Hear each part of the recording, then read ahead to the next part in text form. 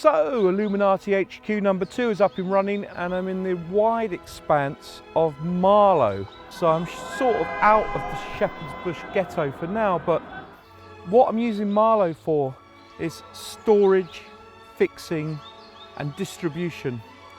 The process of painting and prints remain in Shepherd's Bush, so you can come and see me at either site.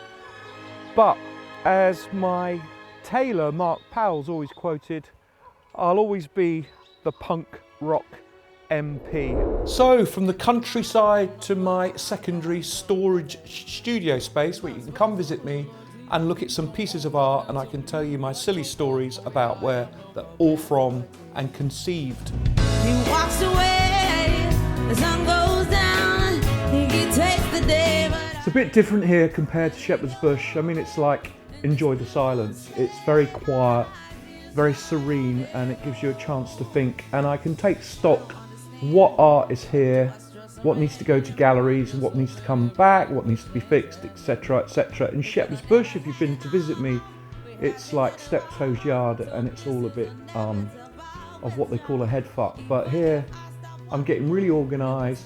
You know, I've had the best ever January in sales, so it's obviously going to start working.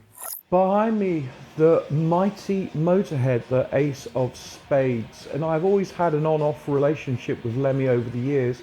In fact, I think we were just about the last people to film Motorhead live before Lemmy's untimely death at the Golden Gods Awards. Here's a clip.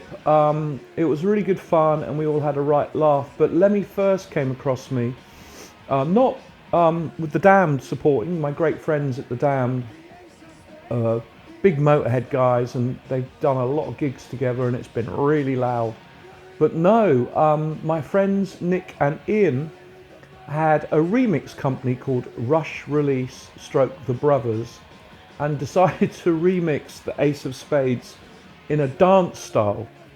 I was then given the task of making the arty video, and as per Sloper, I got in 3 girls in bikinis with the guitars. This predates Robert Palmer, and got them to pretend they were the band. All went really well. The only problem was the song went flying up the charts, and it did really well, and the video was on everything. And Lemmy proclaimed in the Sun newspaper that if he ever met the director of this so-called video, he would rip his head off and eat his insides. And of course that director was me, but I've since made it up with Lemmy, and he now, well, he did then see the funny side of it.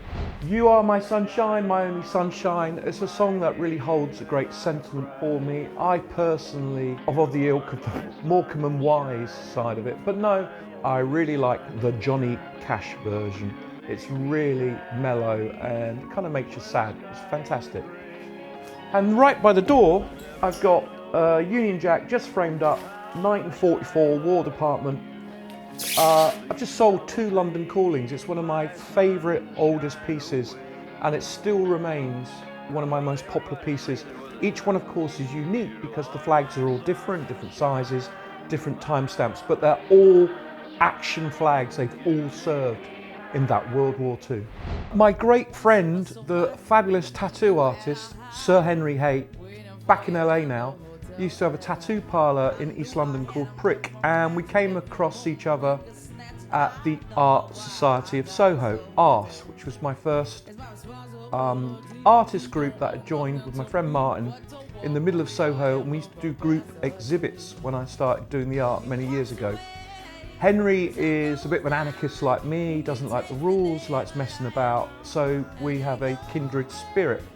This is one of a collection of 3 or 4 pieces that we did, where we highlight the simplicity of the Banksy kind of monkey. Like, it's a 5-minute thing to do, and you know, Banksy's a multi-millionaire and we're both starving artists, so I mean, guess who the fool is there. But it's a lovely piece of work. There's a few like this, some bigger, some smaller, but take a look. It's a great piece to have in any home. I don't want a holiday in the sun. It's the immortal lyric from my friend's band, the Sex Pistols. They're back in action from this March 25, starting at the Royal Albert Hall. We'll be there, and then they're playing all over Europe, and then we're going to end up at the end of the summer. We're going to be at Margate, Dreamland, and we're all coming for a day at the seaside. This flag, though, is a General Franco naughty flag. This flag is banned in Spain, much to my annoyance, because it was in my little beachside shack and I had to bring it home. My great friend Keith from The Prodigy shipped it out there. It's an illegal piece, and he put it in the Prodigy tour bus, and I met him out there in Spain. I got a hire car and drove it down to my little apartment. Keith obviously being a big punk rocker and a big punk rock fan, and we used to work together at the British Superbikes, and we're great friends, and we used to drink a lot of Spanish red wine together. He's no longer here, and my flag is no longer in Spain, because I had a knock on the door from the Guardia Civil saying, "Mark, if you don't take that flag home immediately, we're going to throw you in jail." And they take it very, very seriously. I actually bought the flag from an antiques dealer in Mexico, because you can't buy them in Spain. But what a great piece of art. I mean, this is proper naughty stuff. Punk rock forever. Unfortunately, life is life, and I spend quite a lot of time fixing neons. This is God Save the Queen that we don't do anymore.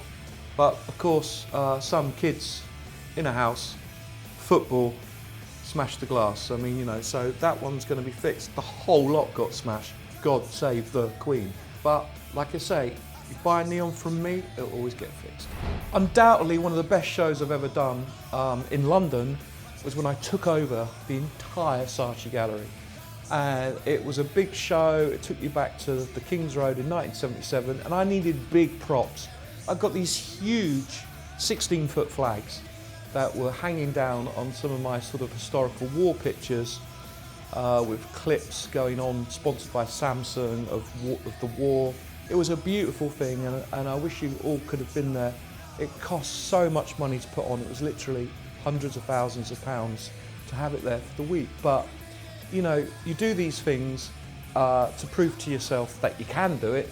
And secondly, I just wanted everyone to see my idea of where the art should sit.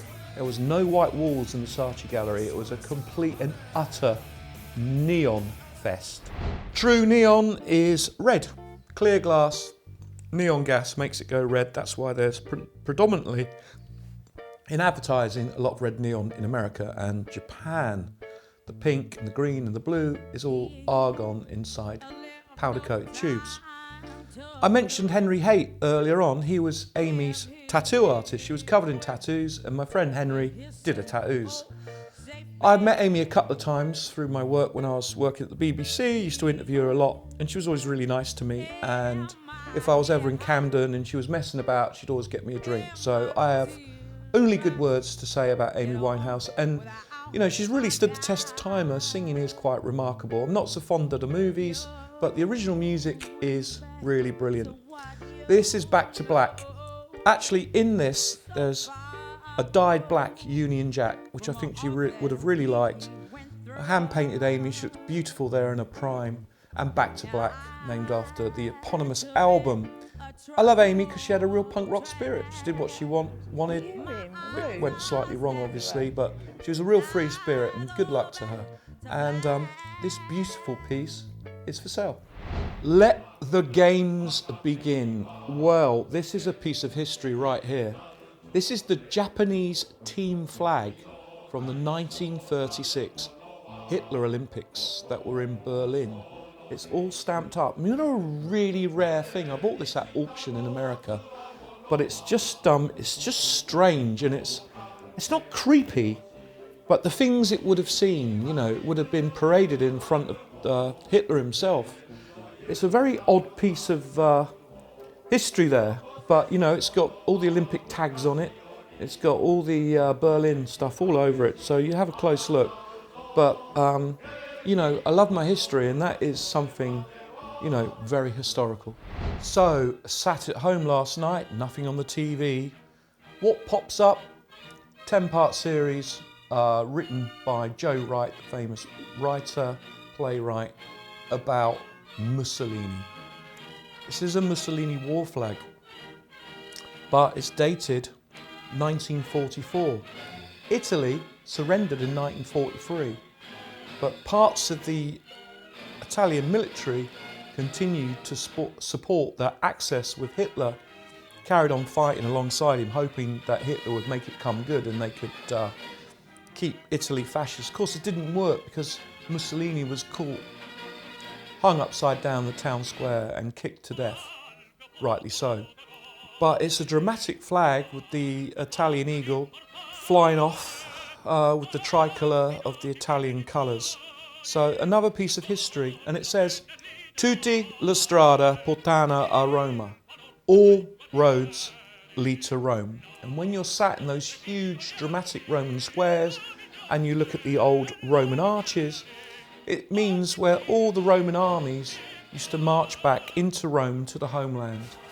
And in their heads, all the roads led back to that square in Rome. It's a great piece of history and it's got lots of stories. You know, God knows where it would have seen action, but I bought it at a military auction and here it is for sale. Live fast, die young, adopted by Malcolm McLaren and Vivienne Westwood is like a great slogan. Came from post-war days when all the soldiers were demobbed and they had nothing to do. We get into the early 50s, everyone's still really poor or on rationing. Army guys formed motorcycle gangs and they would race up and down the North Circular Road, and they eventually, coming into the late 50s, early 60s, became the Ton-Up Boys. And they would paint the flying skull on the back of their leather jackets. Of course, then we had the infamous Ace Cafe, and a whole culture sprung up, like the rockers, associated with the Teddy Boys, but rockers were into their motorcycles, as I am, as you know. Even today, I still ride a Triumph motorcycle.